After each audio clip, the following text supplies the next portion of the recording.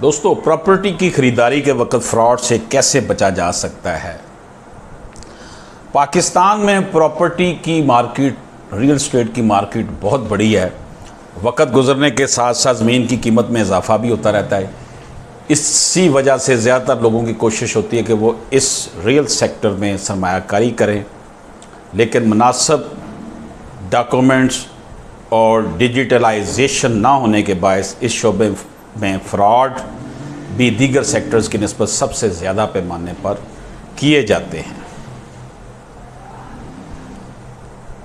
इन fraud से बचना नहायत आसान है अगर हम जगह पसंद करने से प्रॉपर्टी के इंतकाल तक इन छोटी छोटी बातों का ख्याल रखें, जिन्हें प्रॉपर्टी की ख़रीदारी करते वक्त अक्सर लोग इग्नोर कर देते हैं, तो हम इससे महफूज रह सकते हैं।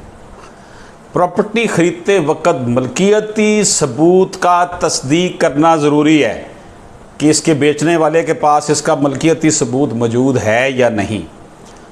ये नहीं है कि आपको उसने कहा जी ये मैं आपको देता हूँ, ये मेरी प्रॉपर्टी है, बाद में वो पता चले वो तो उसकी प्रॉपर्टी नहीं थी, वो तो किसी और की प्रॉपर्टी है, आपका नाम तो वो जाली जो है वो डॉक्यूमेंट्स बनाकर आपको दे गया है। अगर कोई मुख्तार आम बनकर प्रॉपर्टी बेच रहा है तो इस बात के चांसेस ज़्यादा हैं कि वो फ्रॉड हो। सिर्फ इकरारनामे पर प्रॉपर्टी ख़रीदने में भी फ्रॉड और धोखाधड़ी के वाक़यात पेश आते हैं। कोशिश करेंगे इकरारनामे पर प्रॉपर्टी ना ख़रीदें।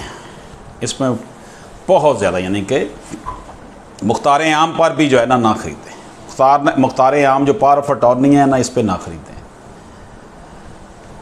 आप जिस प्रॉपर्टी को ख़रीदने जा रहे हैं पहले तस्दीक करवा लें कि इसके ऊपर जो इसकी नंबरिंग लगी हुई है, इसके ऊपर कोई स्टे तो नहीं है। पटवारी के पास चेक कर लें या सोसाइटी के पास जाके चेक कर लें जहाँ वो प्रॉपर्टी है। एक्साइज के डिपार्टमेंट में जाके चेक कर लें इसके ऊपर कोई स्टे तो नहीं है, या बैंक के पास ये गिरवी तो नहीं रखी हुई प्रॉपर्टी। और आप प्रॉपर्टी के मालिक से उस ज़मीन का जो रिकॉर्ड है उसकी फ़र्द मांगें कि बताओ भाई क्या है ये। कोशिश करेंगे एग्रीमेंट किसी माहिर वकील की मौजूदगी में या सरबराही में लिखवाएं। अमूमी तौर पर ख़रीदार की जानब से आम प्रॉपर्टी डीलर लिखवा लेने की गलती की जाती है, जिससे इन्हें बाद में मुश्किलात का सामना करना पड़ सकता है। याद रखिए, जिस स्टाम्प पेपर पर मुआहदा लिखने जा रहे हैं इसकी कदर इस प्रॉपर्टी की कीमत के मुताबिक होनी चाहिए। मिसाल के तौर पर 1200 के स्टाम्प पेपर के साथ प्रॉपर्टी की टोटल कीमत का 1% होना चाहिए। किसी भी फ्रॉड से बचने के लिए आप नोटरी पब्लिक में भी प्रॉपर्टी की रजिस्ट्रेशन करवा सकते हैं। जगह की पैमाइश के हवाले से बात यह है कि एग्रीमेंट करने से पहले बेहतर है कि प्रॉपर्टी की पैमाइश आप खुद कर लें। यानी अगर आपने 5 मरले का प्लॉट ख़रीदना है, 10 मरले का ख़रीदना है, 20 मरले का ख़रीदना है, तो पहले से चेक कर लें कि जो प्लॉट आप ले रहे हैं वो पूरे 5 या 10 या 15 जितने मरले का आप ख़रीद रहे का है भी या नहीं। प्रॉपर्टी ख़रीदते वक्त अक्सर लोगों का ये इरादा होता है कि वो इसे चंद दिनों या हफ्तों के बाद किसी और को फ़रोख्त करेंगे। यही वजह कि पैसों की बचत करते वो प्रॉपर्टी की बाकायदा रजिस्ट्री करवाने की बजाय पुराने मालिक की जानब से ख़ुद को मुख्तार आम करार दिलवा लेते हैं। इस सूरत हाल में अब नए मालिक को पूरी कीमत अदा करने के बावजूद मलकियती हकूक़ नहीं मिले, बल्कि ये जगह भी अब ये जगह अब भी पुराने मालिक की मलकियत ही तस्वर की जाती है।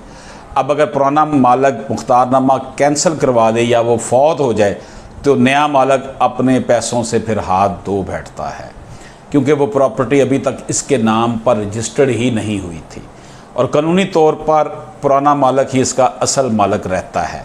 इसलिए ये बहुत ज़रूरी है कि जैसे ही आप प्रॉपर्टी परचेज़ करें तो आप उसकी रजिस्ट्री करवा लें। इस खर्चे से मत डरें, वरना आपकी सारी प्रॉपर्टी ज़ाया होने का ख़तरा है। आपको फ़र्द बै जो है ना वो आप ज़रूर निकलवाएं। फ़र्द बै क्या है कि जिसने फ़रोख्त कर रहा है ना वो निकलवाएगा कि ये फ़रोख्त करने के काबिल है या नहीं है। आप फ़र्द बै की डिमांड करें, अगर पटवारी से फ़र्द तलब की जाए तो वो साथ एक परफार्मा भी फ्राहम करते हैं जिसमें प्रॉपर्टी के हवाले से तफसीलात दी गई होती हैं। रजिस्ट्री हमेशा किसी अच्छे वकील की मौजूदगी में होनी चाहिए। रजिस्ट्रेशन के वक्त रिकॉर्ड के लिए तस्वीर बनाकर दस्तखत लिए जाते हैं। बायोमेट्रिक की वेरिफिकेशन भी की जाती है। इसके बाद रजिस्ट्रार के सामने पेश होकर यहाँ बयान भी रिकॉर्ड करवाया जाता है। रजिस्ट्री की 3 कापियाँ बनती हैं। एक असल कॉपी होती है, दूसरी कॉपी रिकॉर्ड के लिए रखी जाती है, जबकि तीसरी कॉपी को मुतलका पटवारी के हवाले किया जाता है। तो दोस्तों ये आज हमने आपकी खिदमत में कि प्रॉपर्टी की ख़रीदारी के वक्त फ़्रॉड से कैसे बचा जाए कि कुछ बातें की। उम्मीद है कि आपको पसंद आएंगी।